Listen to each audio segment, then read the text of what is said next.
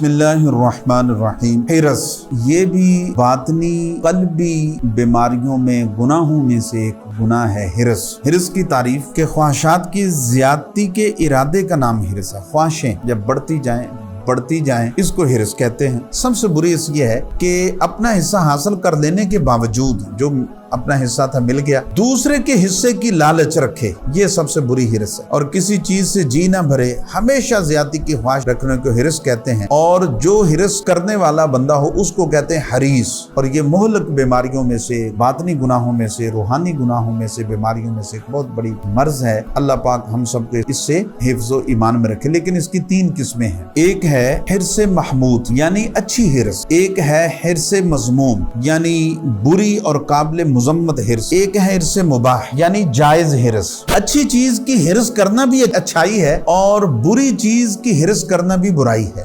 مثلا نماز، روزہ، حج، زکوٰۃ، خیرات، تلاوت، ذکر اللہ، علم دین، درود پاک، صلہ رحمی، خیر خواہی، نیکی کی دعوت کرنے کی حرص کرنا، اس کے لیے بندے کا من ہی نہ بھرے اور کرتے چلا جانا، یہ حرص محمود ہے اور بہت اچھا حرص ہے، یہ اللہ کو پسند ہے۔ اور دوسرا رشوت، چوری، بد نگاہی، زنا، اغلام بازی، حب جاہ، فلمیں ڈرامے دیکھنا، باجے سننا، گانے، نشہ، جوا، غیبت، تہمت، چگلی، گالی دینا، بدگمانی، لوگوں کے عیب ڈھونڈنا، اس کو پھر اچھالنا، یہ حرص مذموم ہے اور یہ بہت برا حرص ہے۔ پھر کھانا، بہت زیادہ کھانا اور کھاتے جانا، سونا، دولت اکٹھی کرنا، مکان بنانا، تحفے دینا لینا، تحفے کی تمنا رکھنا، عمدہ یا زائد لباس پہننا، دیگر یہ کام مباح ہیں یعنی جائز ہیں، ان کے کرنے میں نہ گناہ ہے، اس پر نہ ثواب ہے۔ تو لہٰذا یہ حرص میں نہ گناہ ہے نہ ثواب ہے۔ البتہ اگر یہ اچھی نیت سے کیے جائیں تو اچھا ہے، بری نیت سے کیے جائیں تو یہ برا ہے۔ اب اس کے بارے میں قرآن مجید اور برہان رشید میں اللہ رب العزت کیا ارشاد فرماتا ہے؟ پہلا پارہ سورہ بقرہ آیت نمبر 96۔ اللہ رب العزت فرماتا ہے وَلَا تَجِدَنَّهُمْ أَحْرَصَ النَّاسِ عَلَى